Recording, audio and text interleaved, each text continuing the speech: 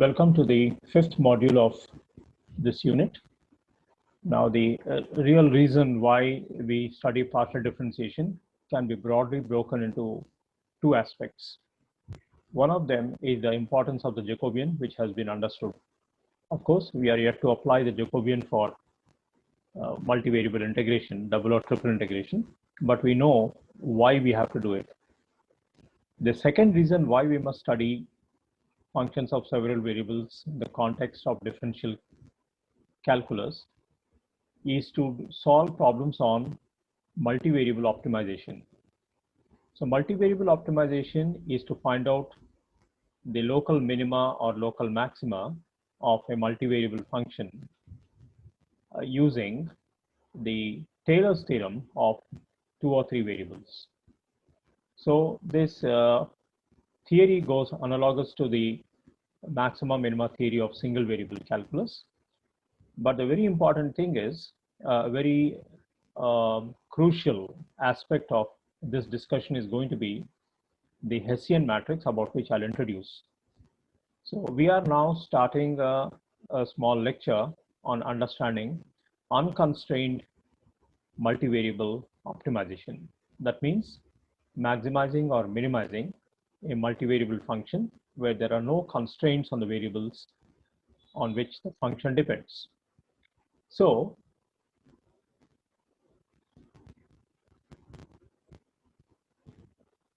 let's get into a graphic first. Now you can see that we have got three functions here, three surfaces. You can imagine they are z is equal to f of x, y. The first case where there is a valley and the bottommost point happens to be the minimum of that particular function. And then the second one is the one where we have got a peak. So we are talking about a maximum there. And the third one is a very typical case where you are unable to decide whether you have got a maximum or minimum. There is a point where the function is neither convex nor concave. And therefore, such points are called saddle points. So the goal of this particular lecture is to identify the points of minimum or maximum of the saddle point. They are called the critical points of the function. So you can see that in all these three diagrams, the function is generally of the form f of x, y. Now, when you talk about functions of x, y, z, then you have to go into hyperspace that is four-dimensional. That is only left to the human imagination. So we will focus on functions of x and y first and determine the procedures to find out the critical points. So the idea of maxima or minima can be easily understood using these three diagrams, but what is the procedure by which we get into it? Before that, let us also introduce the Hessian matrix. The Hessian matrix is a symmetric matrix of second order partial derivatives with dou square u by or dou square f by dou x squared and dou square f by dou y squared on the principal diagonal and dou square f by dou x dou y on the cross diagonal, making it symmetric. If you abbreviate them using R, S, and T, then the Hessian matrix will have R, S, S, and T as its elements. Now, the Hessian matrix plays a very important role in the final determination of the nature of the critical point. Now, what is very important is, before we start on the optimization rules, the nature of H will decide the nature of the optima. So when H is positive definite, then it points towards or it indicates the existence of a relative or a local minimum.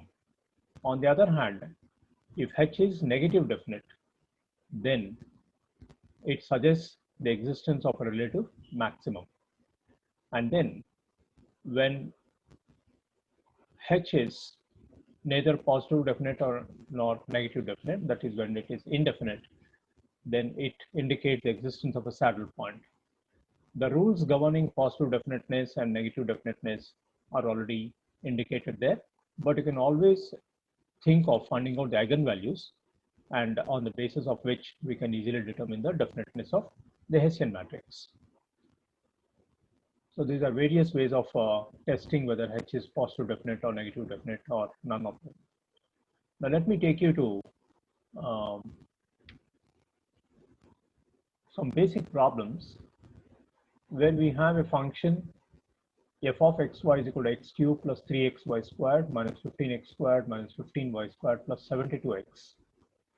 And let us say we have somehow obtained the critical points 6, 0, 5, minus 1, and we would like to know the behavior of the function at these 2 points.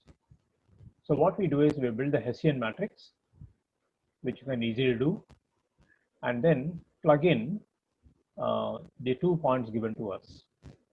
So at the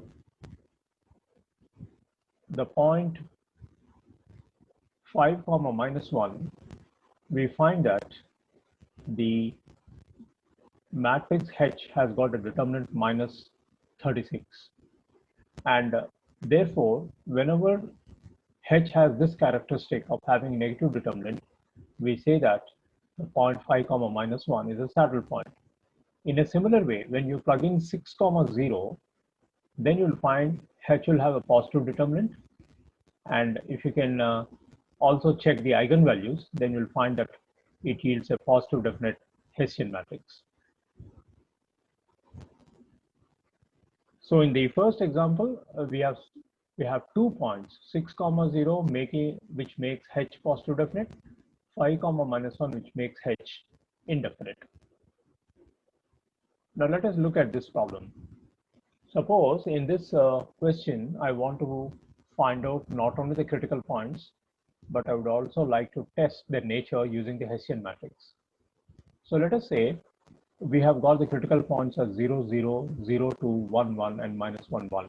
These are obtained by solving dou f by dou x is equal to 0 and dou f by dou y is equal to 0 simultaneously. Now you set up the Hessian matrix and then check each of the 3 critical points given to you, plug in into the various principal minor determinants, and then you will find in the case of 0, 0, d1 is negative, d2 is positive. So that's an indicator that a relative maximum. So it's a negative definite. Therefore, 0, 0 returns a local maximum. When you go to 0, 2, d1 is positive, d2 is also positive, making it positive definite. Therefore, there's a relative minimum at 0, 2.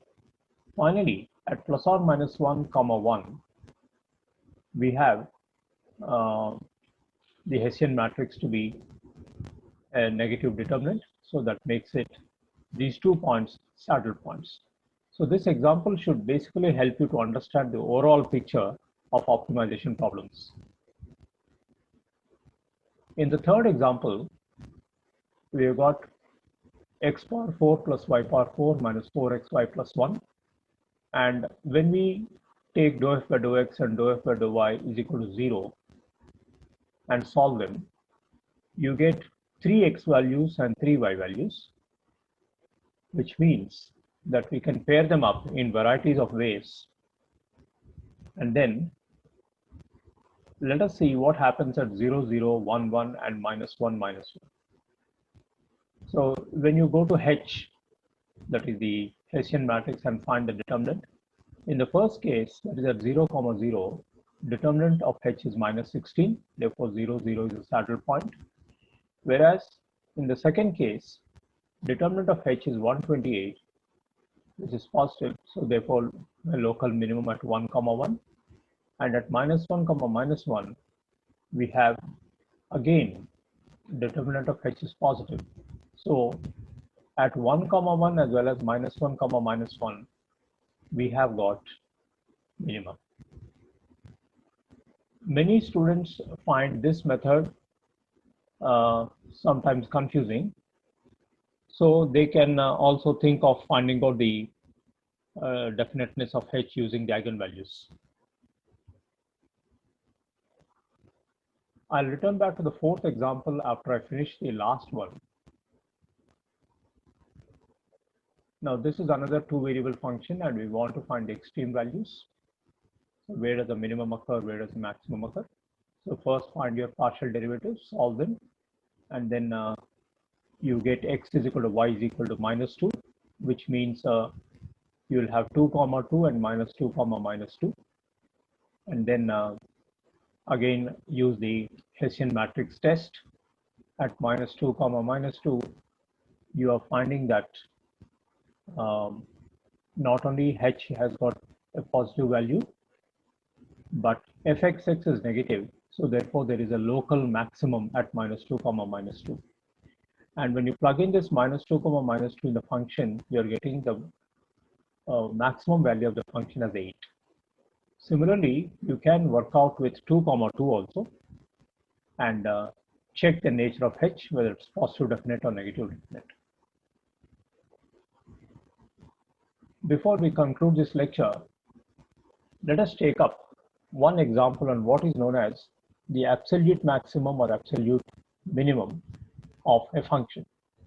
Now, this concept arises whenever you are given a multivariable function together with a region on which you have to explore the existence of maxima or minima. And you do the routine optimization process using the Hessian matrix. And also, you can see in this figure, in this problem, the region x is equal to 0, y is equal to 0, x plus y is equal to 9 is a triangle having 3 corner points. So not only should you find the relative minimum maximum using the classical method, you should also find the value of the function at the corner points. So while you do that,